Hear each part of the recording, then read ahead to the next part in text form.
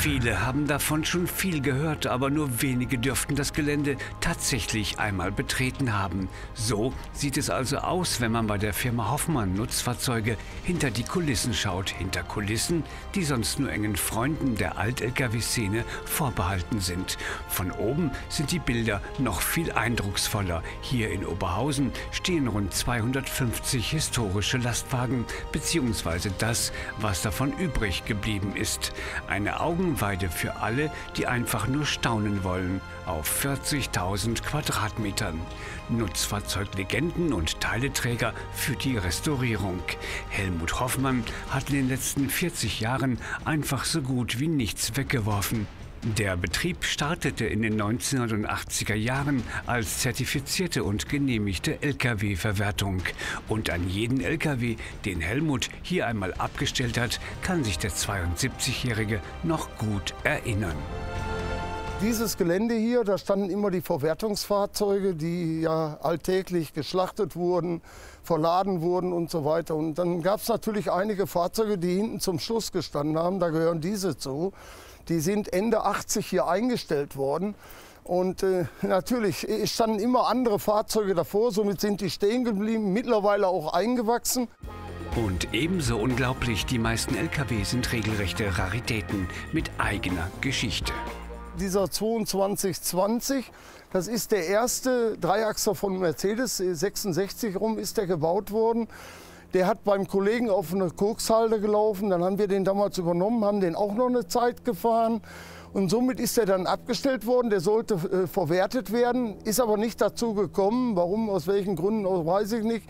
Mittlerweile steht er jetzt hier 30 Jahre und mittlerweile ist es jetzt für uns Kulturgut. Also dieses Auto wird natürlich wieder aufgebaut. Längst ist der Betrieb mit dem angeschlossenen Nutzfahrzeuge-Veteranencenter die Adresse für Lkw-Begeisterte aus ganz Europa. Doch so riesig die Flächen inklusive der Industriehalle auf den ersten Blick auch wirken, die Hoffmanns brauchen dringend Platz. Wohin aber mit den rostigen Karossen? Sie einfach als Altmetall zu entsorgen und auf dem Schrottplatz zu verwerten, ist und war nie eine Alternative. Alles soll für die Nachwelt gerettet werden und so plant Helmut jetzt eine Art Friedhof für die Schrott-Lkw. Das bedeutet, die alten Lastwagen sollen sauber sortiert werden, damit sie von Besuchern und Interessenten auch bestaunt werden können. Deswegen kam ja auch die Idee, anderen Leuten das mal zu zeigen, wie in der Wirtschaftswunderzeit gearbeitet wurde. Dass man nicht wie heute ein LKW, der sagen wir 1 Million Kilometer hat, aber nur einwandfrei ist, den verwertet man heute. Früher war das nicht so. Wenn ein Fernverkehrswagen kam, dann wurde der abgeschnitten, das Schwalbennest wurde abgemacht, ein Kipper aufgebaut und der hat ein zweites Leben gekriegt. Das ist ja heute alles nicht mehr, aber in der Wirtschaftswunderzeit war das Geld knapp und dann hat man solche Autos im Grunde genommen gegenüber heute 2 Leben gefahren. Das bedeutet erst aber einmal Platz zu schaffen und so macht sich Helmut an die Arbeit. Hier ist doch in den letzten 30 Jahren sogar ein Baum durch die Fahrerkabine eines Mercedes-Benz LAS 1624 gewachsen. Dieses Auto ist Ende 89, 90 ist der abgestellt worden. Vorher haben wir den Motor ausgebaut, dann ist der abgestellt worden und seitdem steht er da.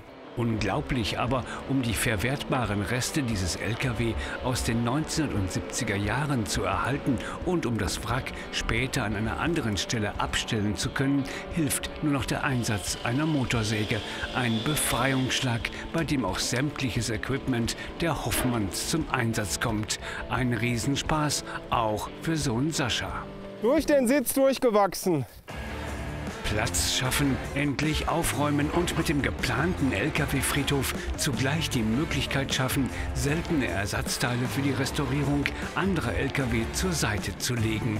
Das klingt nach einem Plan.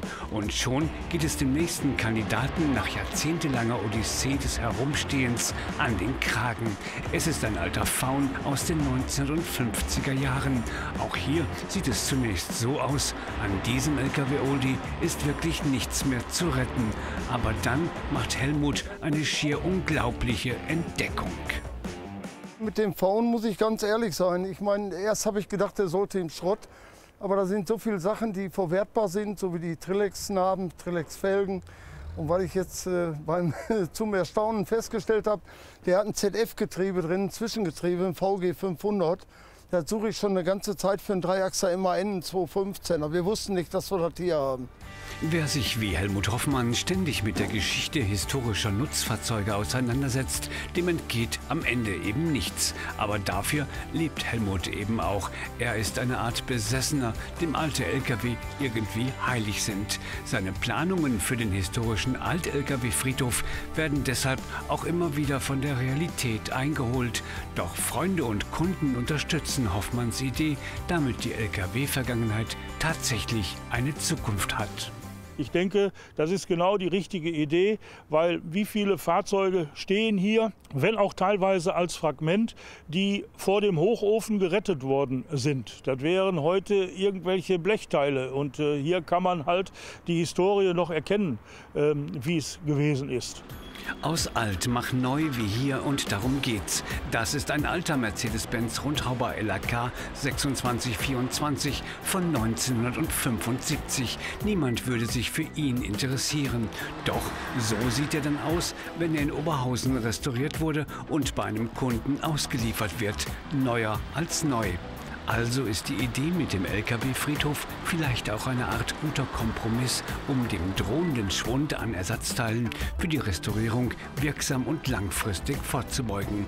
Offen ist dabei am Ende tatsächlich, ob das wirklich weniger Schrott bedeutet. Wie sieht das denn Helmuts Sohn? Er sagte immer, er möchte sich trennen, wenn er halt mal wieder einen Tag hat, wo, sag ich mal, relativ viel zu tun war, wo viel Stress ist. Aber am nächsten Tag sieht schon wieder alles anders aus. Dann sind wieder die Gedanken weiter und da ist die Euphorie dann wieder da und dann möchte er wieder das ein oder andere restaurieren und dann zieht er die Fahrzeuge hinten raus und hat dann auch selber noch Spaß dran und sagt sich wieder, da könnte ich noch ein Projekt draus machen. Also trennen möchte er sich am liebsten von gar nichts. Fakt ist, nur die Reduzierung des riesigen Bestandes an alten Schrottkarossen schafft Luft und Raum. Nebenbei bemerkt ist das aber auch der einzige Weg, um Abstellflächen für neue alte Lkw zu schaffen.